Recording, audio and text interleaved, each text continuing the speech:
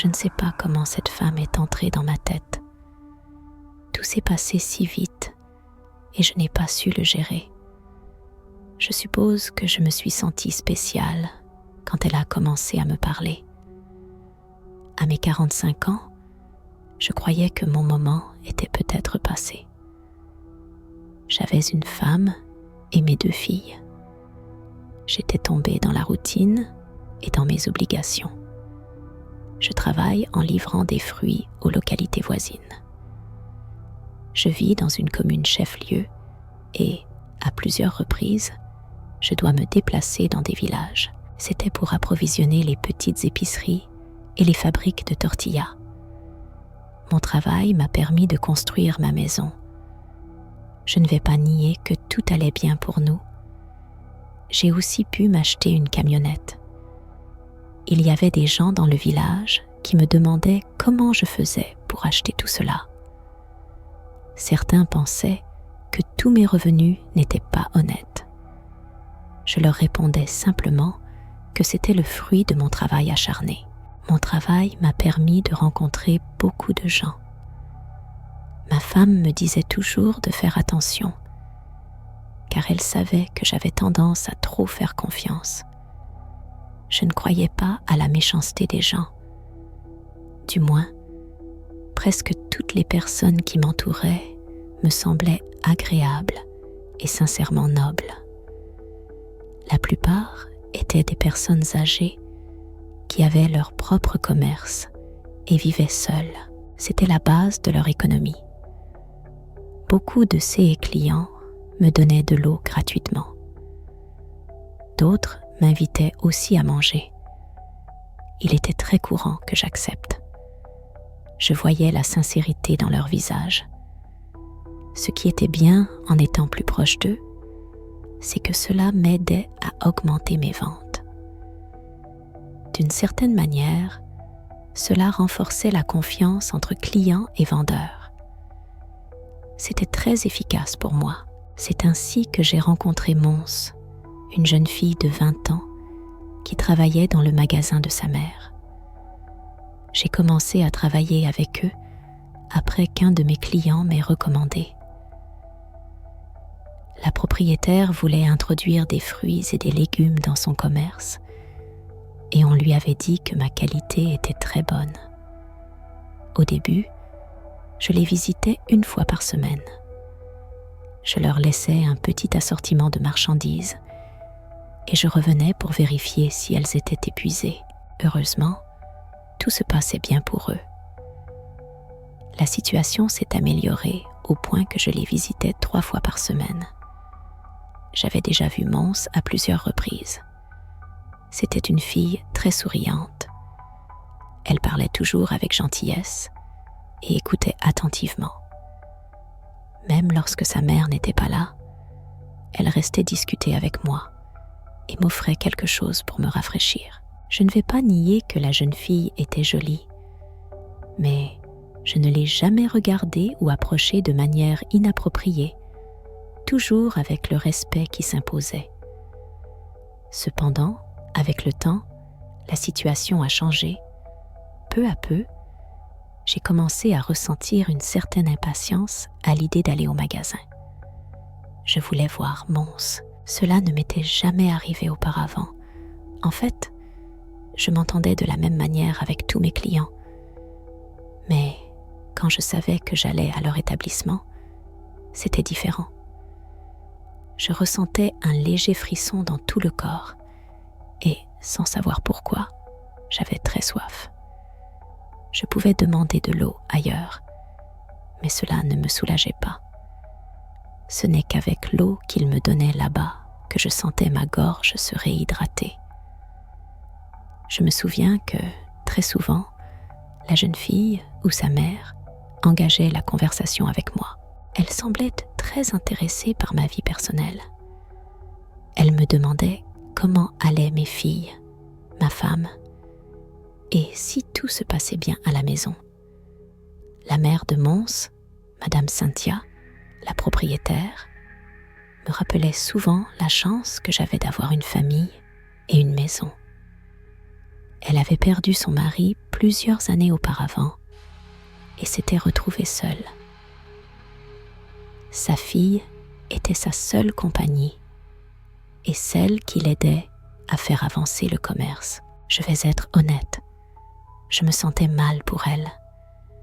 Et en même temps, je les admirais pour tout ce qu'elles avaient accompli et pour la réussite qu'elles avaient. Un matin, je suis sortie de la maison comme tous les jours. Je me sentais très fatiguée. Je n'avais même pas réussi à bien dormir. Je ne sais pas comment l'expliquer, mais mon corps était plus lourd que d'habitude. J'ai passé la journée à livrer des fruits. Certains de mes clients me disaient que je n'avais pas bonne mine. Ma démarche était plus lente et maladroite que d'habitude. J'ai même failli faire tomber une caisse de pastèques par terre. J'ai été ainsi toute la journée.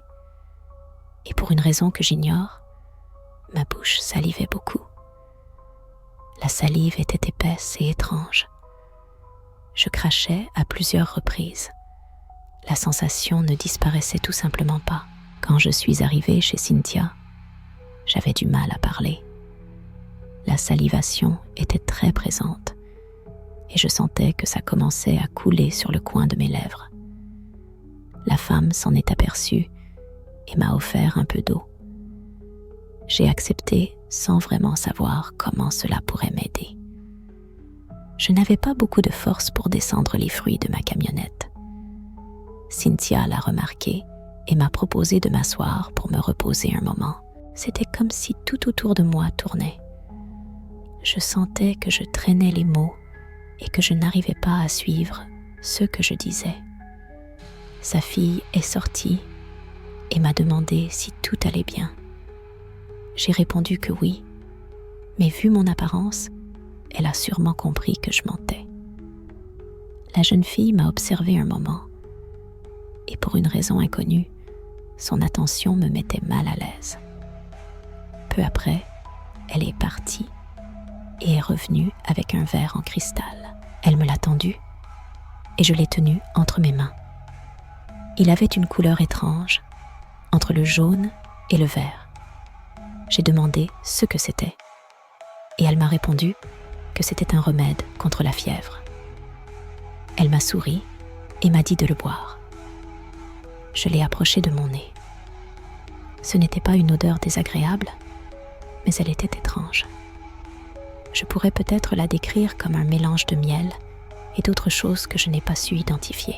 Cynthia m'a dit de le boire d'un seul coup, en me promettant que cela me ferait du bien et que le lendemain, je me réveillerais en bien meilleure forme.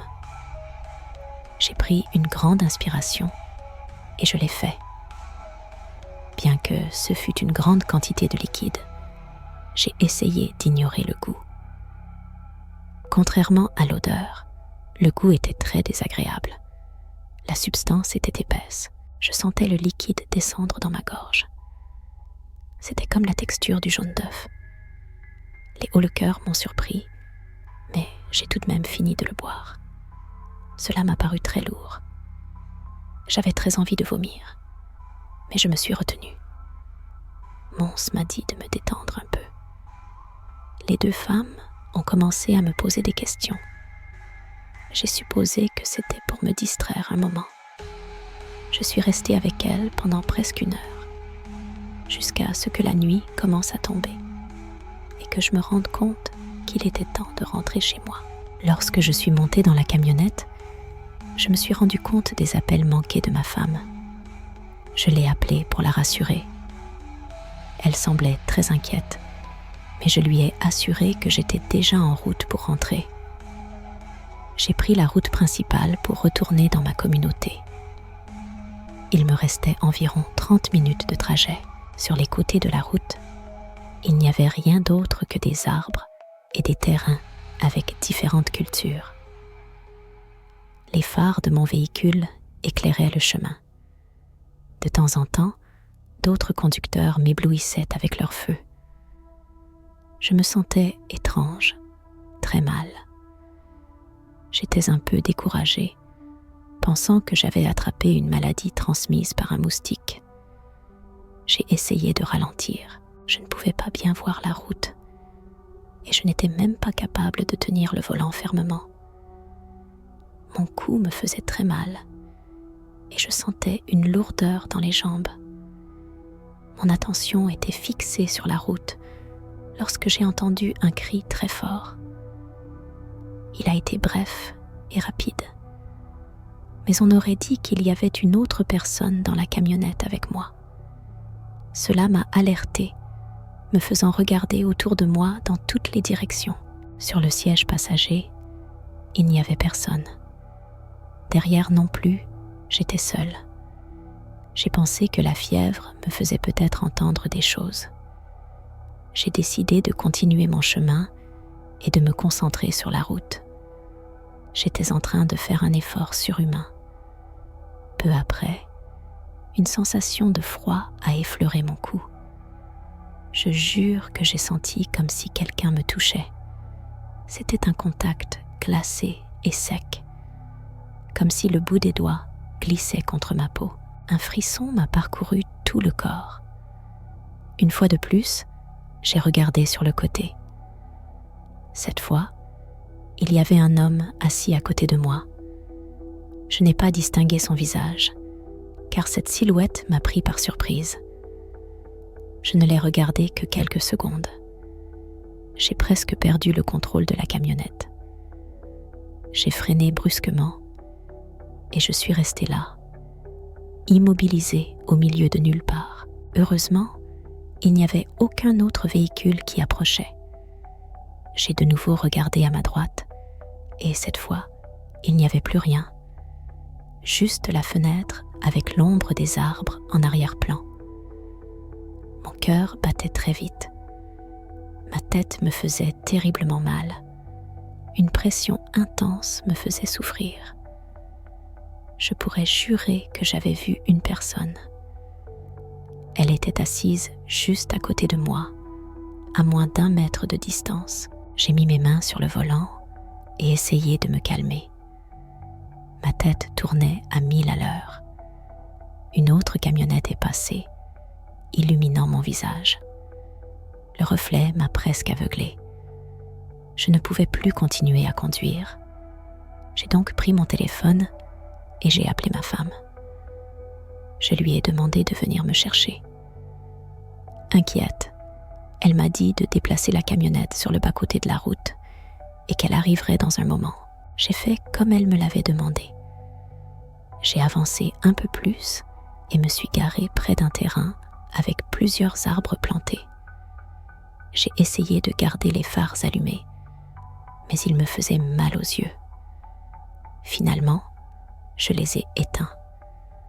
Je suis sortie de la camionnette et j'ai pris une grande inspiration pour respirer l'air frais. J'étais adossée contre la porte. J'ai fermé les yeux et essayé de me calmer.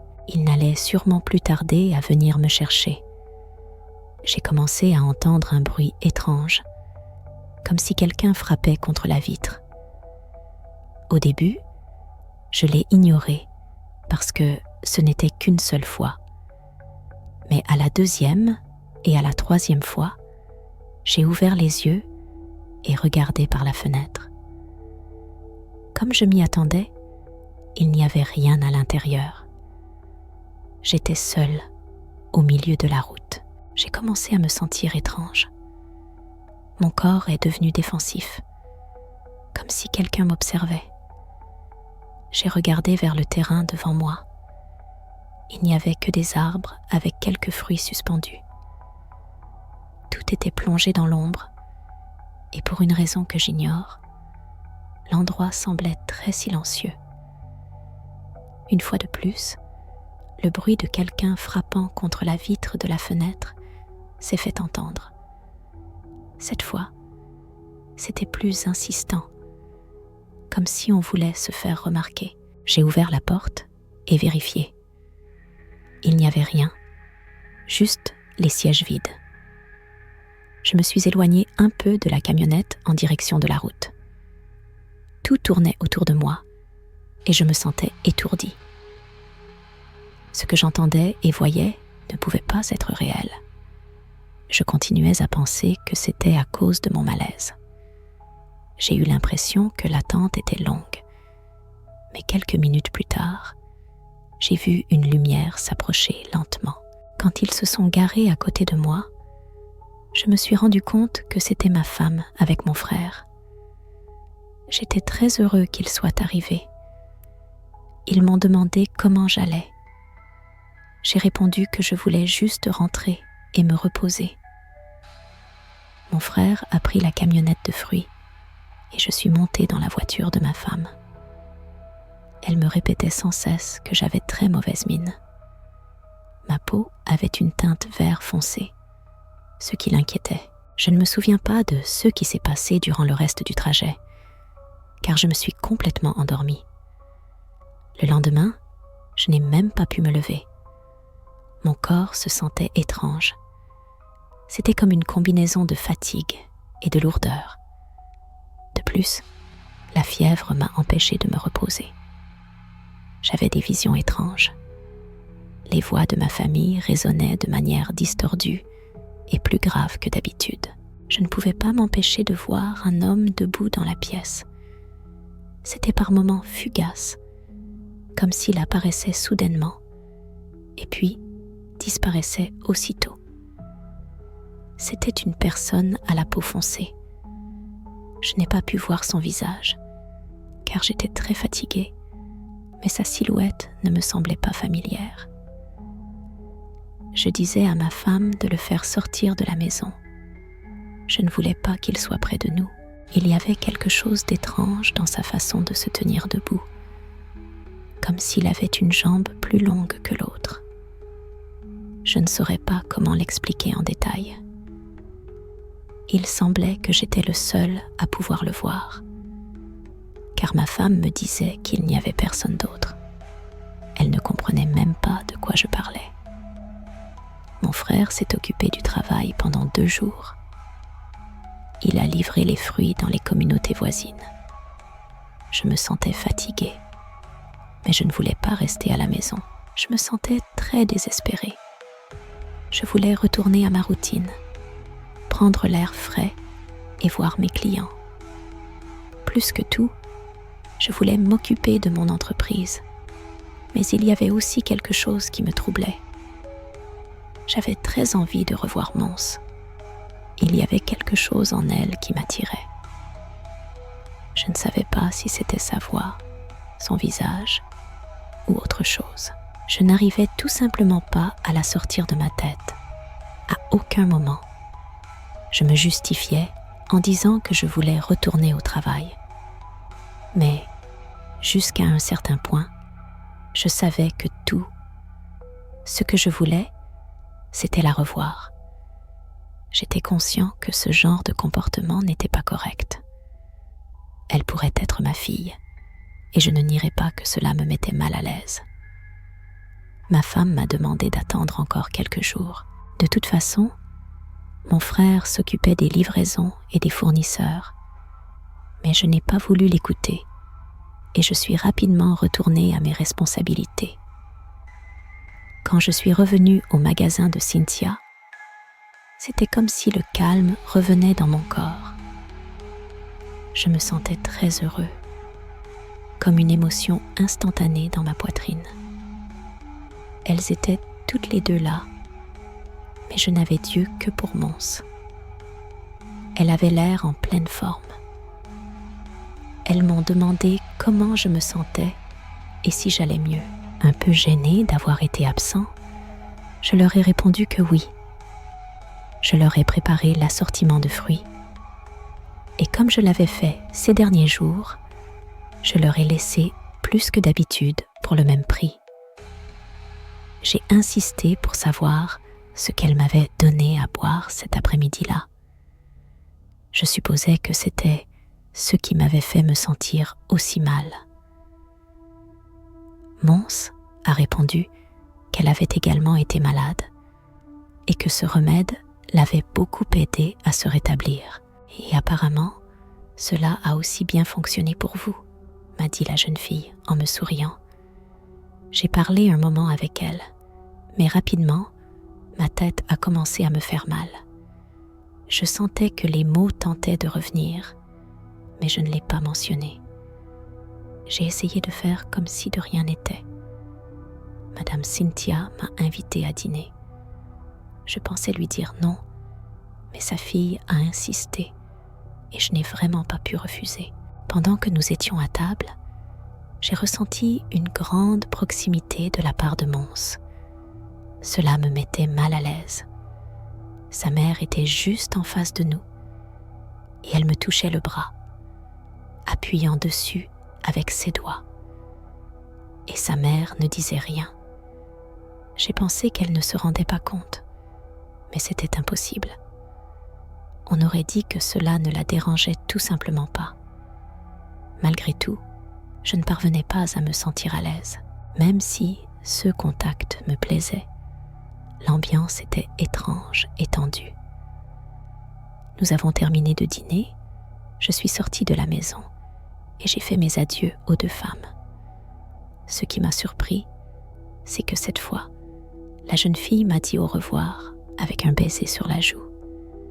J'ai senti mon visage devenir rouge et je ne savais pas quoi dire. Sa mère a remarqué ma réaction et a semblé essayer de la calmer. Encore une fois, elle ne paraissait pas contrariée. Elle avait un sourire sur le visage. Je n'ai pas arrêté de penser à cela pendant tout le trajet du retour. Et pour être honnête, je n'avais pas envie de rentrer. D'une certaine manière, je me sentais coupable. Je ne vais pas dire que j'avais été un saint durant mon mariage, mais tous les problèmes que j'avais eus avec ma femme étaient derrière nous. Nous essayions de mener une vie tranquille. J'ai tenté de me justifier en me disant que je ne faisais rien de mal. Ce n'était pas de ma faute. Nous avions seulement discuté et sa mère avait toujours été présente. Je n'avais aucune raison de penser mal. Elle voulait probablement juste être gentille avec moi. J'ai essayé d'agir normalement et de ne pas m'imaginer des situations. Mais les choses ont progressivement pris de l'ampleur. Au début, je gardais mes distances. Mais il y avait quelque chose dans cet endroit et chez cette jeune fille qui attirait beaucoup mon attention. Ce n'était rien de comparable à quand j'étais plus jeune et que je m'intéressais à une femme attirante. C'était différent. À ce moment-là, j'avais peur de l'admettre, mais cette jeune fille ne sortait pas de ma tête. Ma femme s'en rendait compte aussi. Elle remarquait que j'étais de plus en plus distant et moins attentif à la maison ou à nos filles. Ce n'était pas du tout normal chez moi. J'avais toujours été attentif à elles. Elles étaient ma plus grande fierté. Nous avons commencé à nous disputer à cause de cela. Ma femme a élevé la voix en disant qu'elle ne voulait pas de mauvaises surprises. Elle me connaissait et elle commençait sûrement à soupçonner que quelque chose n'allait pas. Je me suis énervée et je lui ai dit d'arrêter de faire des suppositions. Je lui ai assuré qu'il ne se passait rien et jusqu'à un certain point, c'était vrai. Rien ne s'était passé, du moins pas pour l'instant.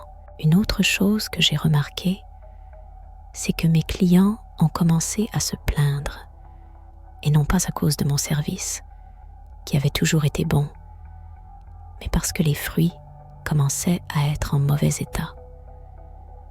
Au début, c'était juste un établissement. Une femme âgée m'a dit que certaines pommes étaient brunes à l'intérieur. Ce n'était pas la première fois que cela m'arrivait, alors je n'y ai pas accordé trop d'importance. Mais la deuxième fois, c'était la même chose, et au même endroit. Ce qui m'a paru étrange, c'est que cela n'arrivait qu'avec elle.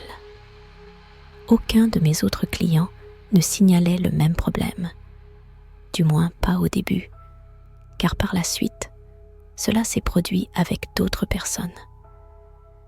Et pas seulement avec les pommes, mais avec presque tous les fruits.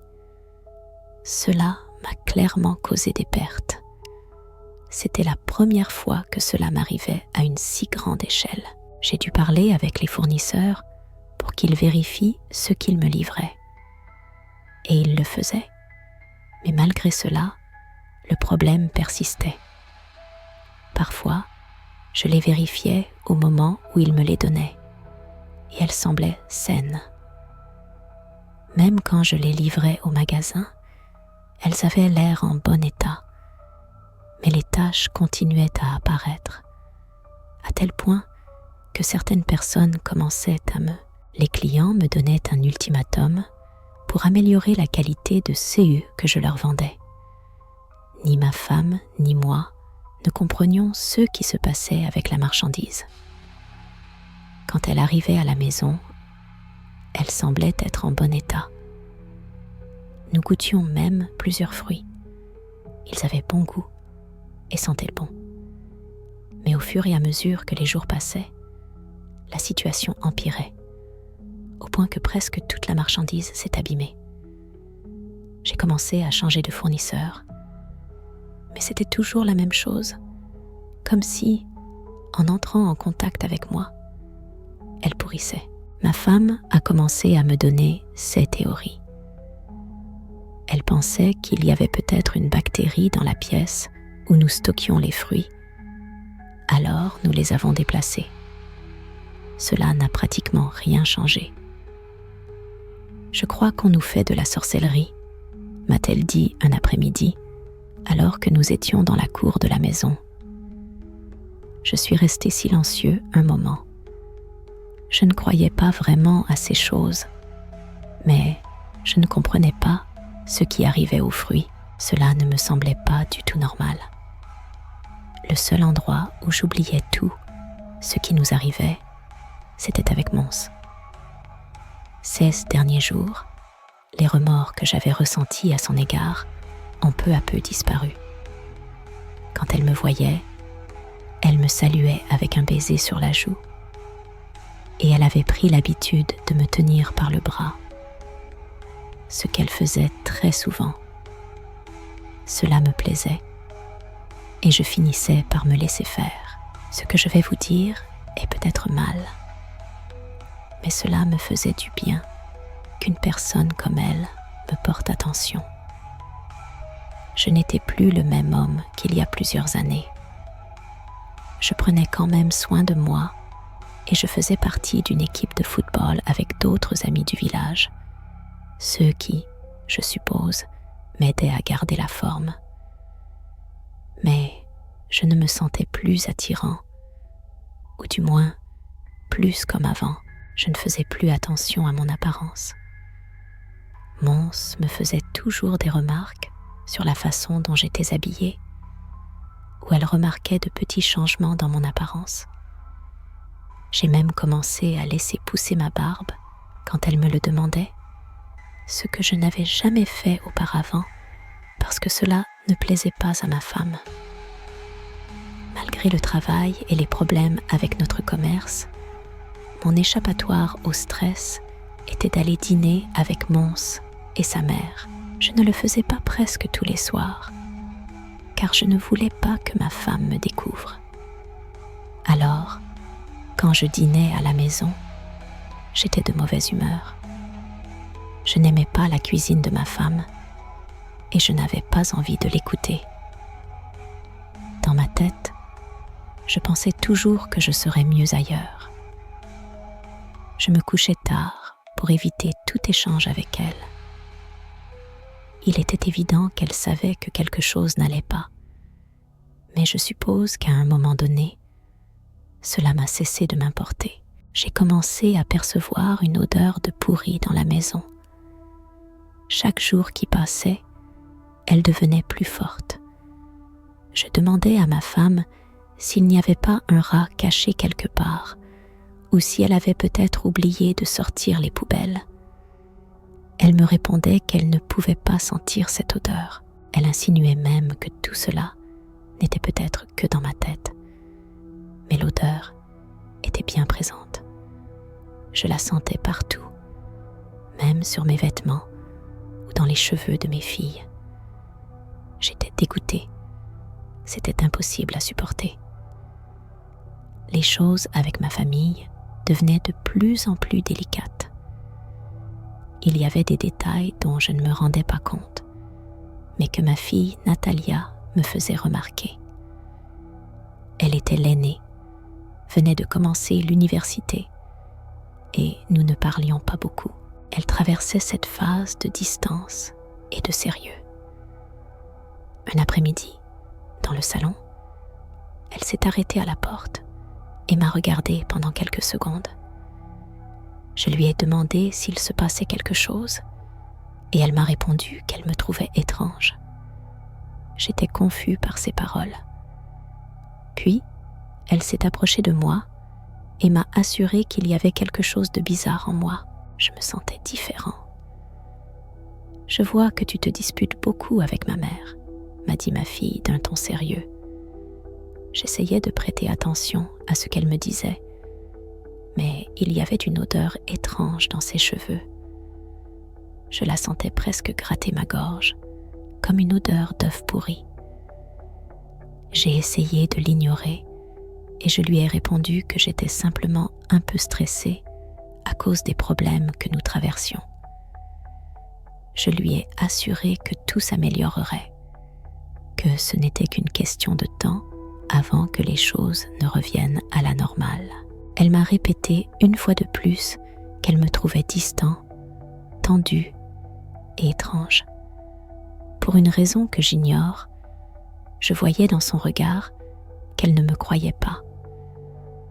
Je ne vais pas nier que son commentaire m'a rendue un peu mal à l'aise et agacée. Je suppose qu'elle l'a remarqué, car elle est restée silencieuse un moment. Puis, elle est partie. Je suis restée sur le canapé, à réfléchir à ce qui était en train de se passer. Je me sentais dégoûtée d'être à la maison.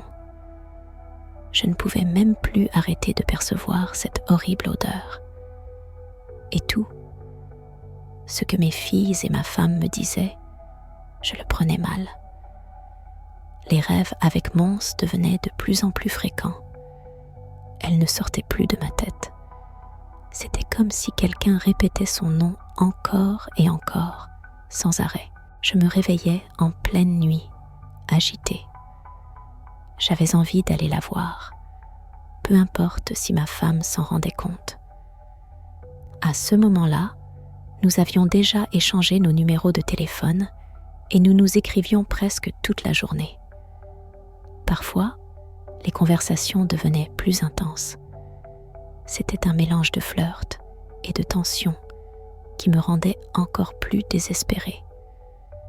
Je faisais attention à ce que ma femme ne le découvre pas et je ne lâchais mon téléphone pour rien au monde, même si c'était inutile, car nous finissions par nous disputer. Elle assurait que j'avais quelqu'un d'autre. Elle me reprochait comment, après tant d'années de mariage, j'étais capable de tout jeter à la poubelle. Je ne vais pas entrer dans les détails sur la façon dont les choses ont dégénéré, encore et encore.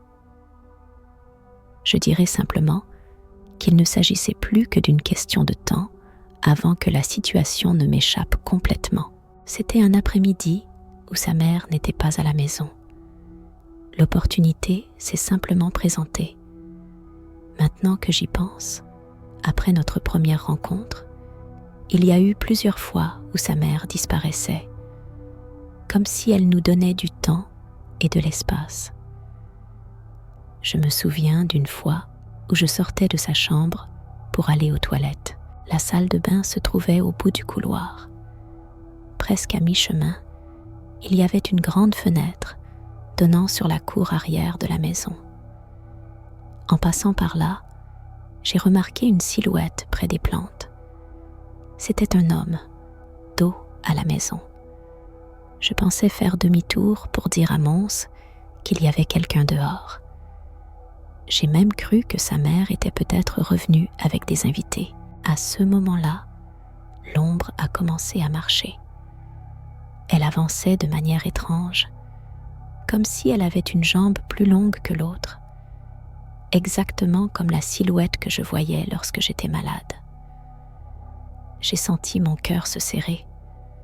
Une sensation inconfortable est montée dans ma gorge. La silhouette se déplaçait très lentement, sans même jeter un coup d'œil vers moi. Je suis retournée dans la chambre et j'ai dit à la jeune fille ce qui se passait. Elle m'a regardée, confuse, et s'est levée. Évidemment, lorsque nous nous sommes penchés à la fenêtre, il n'y avait plus rien. Malgré tout, nous sommes sortis tous les deux pour vérifier que personne n'était entré. Sa boutique était fermée, tout comme la maison. Nous étions seuls sur la propriété. Elle m'a dit que je l'avais probablement imaginé ou que c'était sûrement l'ombre d'une plante. Mais j'étais certain que cet homme marchait. Je l'avais vu pendant plusieurs secondes. J'étais agitée jusqu'à ce que je rentre à la maison. Je n'arrivais pas à me sortir cette image de la tête. Quand Mons a commencé à me demander de l'argent, je n'y ai vu rien d'inhabituel. C'était moi qui lui demandais si elle avait besoin de quelque chose. Je lui assurais même qu'elle n'avait pas à avoir honte avec moi. Au début, elle ne me demandait rien, mais avec le temps, elle a commencé à me dire qu'elle avait besoin de nouveaux vêtements, d'un nouveau téléphone, ou même d'argent pour sortir avec ses amis. C'était comme si j'avais une troisième fille. Elle avait exactement les mêmes dépenses qu'elle, à la seule différence que Mons n'étudiait pas. Je lui disais oui à tout. Bien souvent, je refusais des choses à mes propres filles juste pour la garder contente et satisfaite. Le commerce des fruits ne fonctionnait plus et je l'avais complètement négligé. Je ne sortais même plus avec la camionnette pour vendre. C'était désormais ma femme qui essayait de le faire avancer, avec l'aide de mon frère. Parfois, je croisais des clients dans la rue qui me demandaient pourquoi j'étais si absent. Je leur souriais sans entrer dans les détails. La situation avec ma femme était désastreuse. Souvent, je ne rentrais à la maison que pour me doucher, puis je repartais. Ma fille cadette, qui avait 10 ans, cherchait à passer du temps avec moi, mais je n'essayais même pas d'être avec elle. Il y avait quelque chose en moi qui me poussait à la rejeter. J'ai commencé à faire des cauchemars très troublants. Le pire, c'est qu'il mettait en scène le même homme que j'avais vu chez Mons. Son visage devenait de plus en plus clair et je pouvais distinguer les traits de sa figure. Elle était très fine, ses pommettes ressortaient et ses lèvres étaient très minces. Ce qui me faisait toujours peur, c'était ses yeux. Il me regardait d'une manière étrange, comme s'il voulait me dévorer vivant. Quand je n'allais pas voir Mons, sa présence devenait plus sinistre et plus proche. Je me réveillais toujours en sursaut et parfois en criant. Quand je restais à la maison, je dormais dans le salon. Je voulais éviter d'être dans la même pièce qu'elle. Ainsi, après avoir fait ces cauchemars, je me réveillais agitée sur le canapé. À plusieurs reprises, je croyais voir quelqu'un se déplacer autour de moi. Je le percevais toujours du coin de l'œil, comme si cette personne veillait sur mon sommeil. Je devenais de plus en plus tendue et nerveux, au point où de nombreuses choses commençaient à m'exciter sans raison. Cela arrivait lorsque l'une de mes filles me parlait, ou lorsque quelqu'un dans la maison entrait dans une pièce sans prévenir. Une fois, alors que j'étais allongée sur le canapé, je n'arrivais même pas à dormir. Je me sentais désespérée, avec une sensation étrange sur la peau, comme si quelque chose de chaud me parcourait de l'intérieur. J'ai regardé mon téléphone. Il était environ 1h du matin. J'avais une envie énorme de voir Mons. Je lui ai envoyé un message, mais elle n'a pas répondu. J'ai supposé qu'elle dormait. Je suis sortie de la maison pour prendre un peu d'air. Ensuite, je l'ai appelé sur son portable, mais cela basculait sur la messagerie. Je jure que je ne pouvais pas penser clairement. J'avais tellement envie de la voir et de sentir son parfum. J'ai pris les clés de ma camionnette et suis partie sur la route qui menait à son village. Le chemin était solitaire. Il n'y avait personne d'autre que moi sur la route. Le bruit de mon véhicule brisait l'harmonie de la nuit. La brise était très fraîche. Mes mains tremblaient contre le volant. J'ai même ressenti de nouveau ce que j'avais éprouvé il y a quelques semaines. Comme si ma bouche salivait abondamment. Le liquide était très épais et difficile à avaler. Je sentais qu'il coulait par le coin de mes lèvres. À ce moment-là, un mouvement m'a surpris. J'ai senti des vibrations dans la camionnette, comme si quelqu'un marchait à l'arrière, là où je chargeais habituellement les fruits pour les transporter. J'ai regardé dans le rétroviseur, mais je ne pouvais pas voir grand-chose. Pourtant, il ne semblait y avoir personne à l'arrière.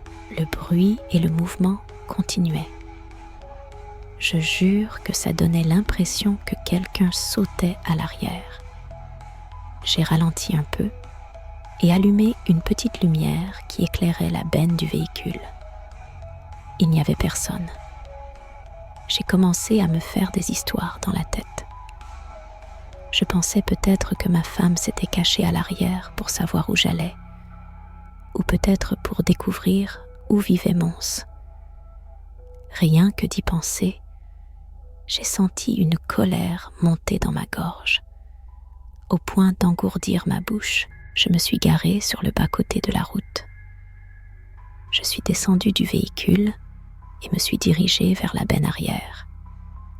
Il n'y avait rien, à part une caisse en plastique que j'utilisais pour transporter les fruits. Je suis restée là quelques secondes, puis je suis remontée dans la camionnette. Juste avant de redémarrer, j'ai de nouveau senti les vibrations, comme si quelqu'un marchait à l'arrière. Cette fois, je me suis sentie très mal à l'aise, comme si soudain, un picotement parcourait mon dos. Je me suis tournée à gauche pour descendre à nouveau et voir ce qui se passait. C'est à ce moment-là que je l'ai vu, à moins d'1 mètre de distance. Il se tenait debout à côté de la camionnette. C'était un homme très grand et horrible. La lumière de la cabine se reflétait sur lui. Son visage était déformé et très maigre. Il avait la bouche légèrement ouverte. Je pouvais voir ses dents qui semblaient cassées. Rien que d'y repenser, je sens mon cœur s'accélérer. Il y avait quelque chose de vraiment anormal chez cet homme. Ce qui m'a le plus terrifiée, c'était sa posture, son corps penché d'un côté. C'était le même homme que dans mes cauchemars, celui que j'avais vu à plusieurs reprises ces dernières semaines. Je voulais parler, mais aucun son ne sortait de ma bouche, comme si quelque chose bloquait ma gorge. Il était évident que cette chose me suivait. Ça ne pouvait pas être une coïncidence. Mais ce que je ne comprenais pas, c'était ce qu'elle voulait et pourquoi elle me poursuivait.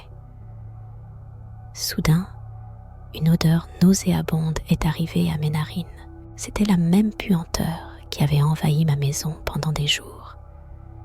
Mais cette fois, elle était beaucoup plus forte et répugnante.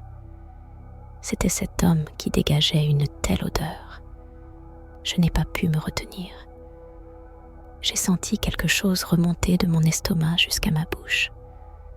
Je me suis éloignée de la camionnette et j'ai commencé à vomir sur le bas-côté de la route. C'était une douleur atroce, comme si quelque chose bougeait violemment dans mon estomac. Je ne comprenais pas ce qui se passait. Je suis tombée à genoux sur le sol et j'ai continué à expulser un liquide jaune visqueux. Mon corps convulsait à plusieurs reprises. Mes mains arrachaient l'herbe qui poussait autour de moi. J'étais en train d'agoniser. J'ai essayé de me relever, mais je n'y suis pas parvenue. Il y avait quelqu'un qui me poussait contre le sol. J'ai levé un peu les yeux et j'ai pu apercevoir quelque chose à mes côtés. Je savais que c'était cet homme. Il me tenait fermement. Je pouvais sentir sa grande main sur mon dos. Elle pesait énormément. Les secondes semblaient éternelles. Mon corps me faisait mal de partout et je n'arrêtais pas de cracher ce liquide. Mes mains tremblaient et les larmes coulaient sur mon visage sans que je puisse les contrôler. Je ne me suis pas rendu compte de ce qui s'est passé ensuite.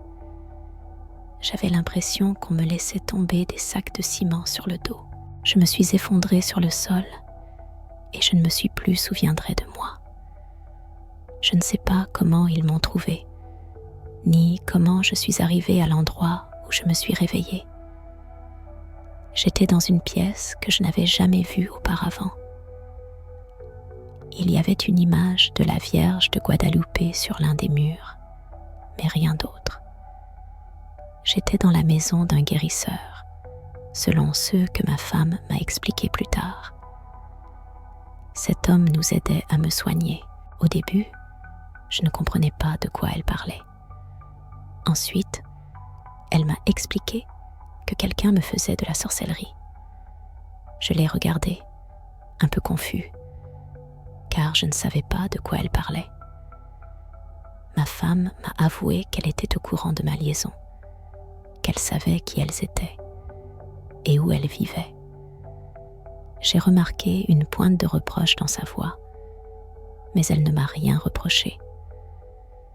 Mons et sa mère jouaient à la magie noire pour me soutirer de l'argent. Ma femme s'est rapidement rendue compte des symptômes que je présentais.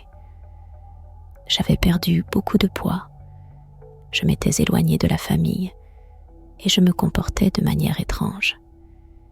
Il était évident qu'il y avait quelque chose qui n'allait pas. C'est pourquoi elle a consulté un guérisseur qui lui avait été recommandé dans le village. Sans que je m'en aperçoive, elle m'a donné les remèdes que l'homme lui fournissait. Elle mettait des poudres dans ma nourriture et d'autres choses dans mes boissons. Je ne me suis jamais rendu compte que ma femme faisait cela. Et c'est pourquoi mon corps subissait ces attaques, car tout le mal qui m'était causé était en train d'être combattu. Les cauchemars durant mon séjour chez le guérisseur étaient horribles. Je sentais comme si quelqu'un me griffait tout le temps et que mes pieds étaient pincés. Les picotements étaient douloureux.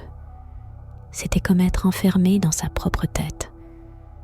Et croyez-moi, il n'y a pas de pire sensation que celle-là. Au début, je voulais revoir Mons et être avec elle. Ressentir une fois de plus cette odeur particulière qu'elle avait et qui me faisait tant de bien. Le guérisseur était un homme un peu plus grand que moi, avec une apparence tranquille et une voix posée. Il priait pour moi la nuit. Parfois, il disait des choses que je ne comprenais pas bien, ceux qui me troublaient et me faisaient peur. Cela sonnait très étrange. L'homme me donnait aussi à boire, toujours dans un verre en cristal rempli d'un liquide très sombre. Cela avait l'air d'avoir la texture du pétrole. Cela me dégoûtait beaucoup, mais il me conseillait de le boire. Pendant ces nuits, ma femme dormait à mes côtés, au cas où j'aurais une crise ou si quelque chose d'imprévu se produisait. Elle affirmait que je criais comme un fou et que, plusieurs fois, je pleurais comme un enfant.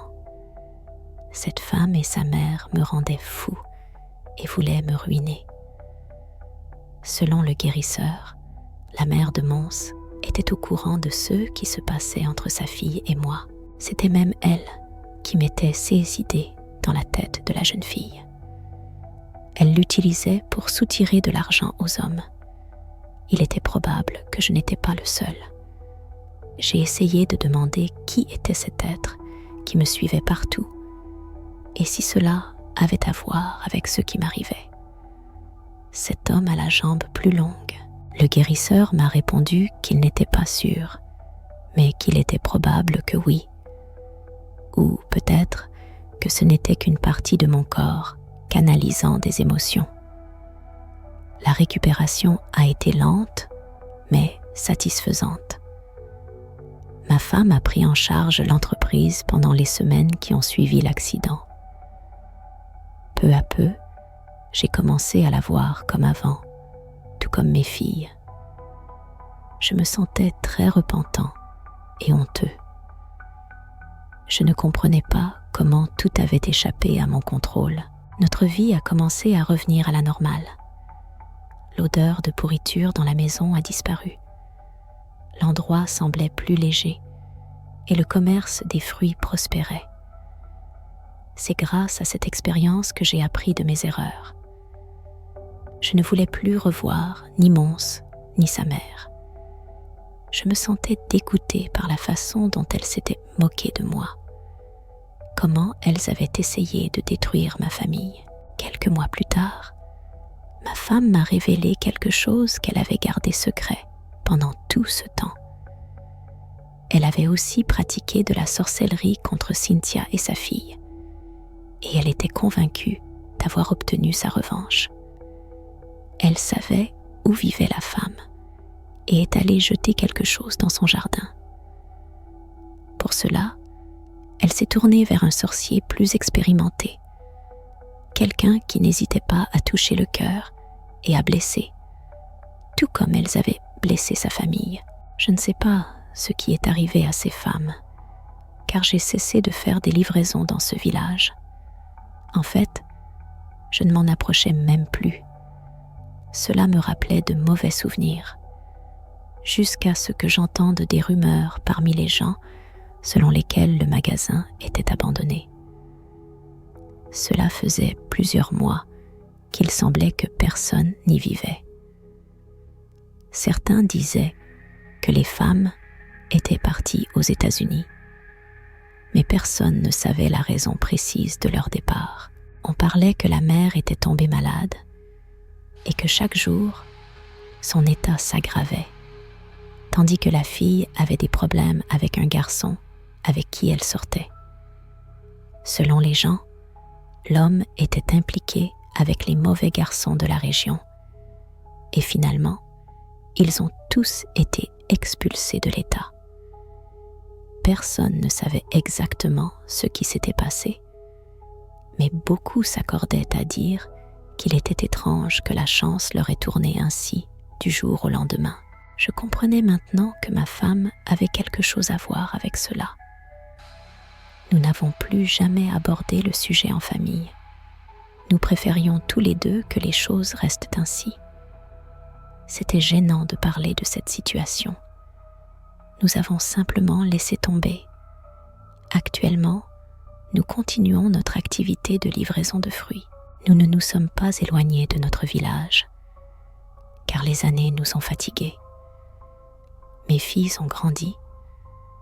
L'aînée a déjà formé une famille et la cadette ne tarde pas à se marier avec son petit ami. Je suis reconnaissant d'avoir le privilège de les avoir à mes côtés et de ne pas les avoir perdus en chemin. Je ne veux même pas penser à ce qui se serait passé si cette femme m'avait rendu fou. Je suis sûre qu'elle était à 2 doigts de réussir. Je pensais qu'à tout moment, je perdrais la raison. Je suis convaincue qu'il y a des gens là-dehors qui ne cherchent qu'à faire le mal et qui n'hésitent pas à blesser les autres pour y parvenir. Il vaut mieux être méfiant et prudent et avoir des surprises positives que de vivre une expérience comme celle dont j'ai été témoin. Bonjour, chers invités. J'espère que le récit de ces occasions vous a plu. Ce fut un plaisir pour moi de passer du temps avec vous à nouveau. Je vous remercie pour chaque commentaire et chaque suggestion. Bien sûr, je les prends en compte pour m'améliorer et continuer à apprendre afin de créer et d'apporter un meilleur contenu. N'hésitez pas à aimer et à partager cette vidéo. Cela nous aide à atteindre plus de personnes et à faire grandir la communauté. Au fait, nous sommes déjà 85 000 invités. Vous n'imaginez pas à quel point cela me rend heureux et l'enthousiasme que cela me procure de toucher de plus en plus de gens. De tout cœur, merci beaucoup. À la prochaine, votre dernier invité.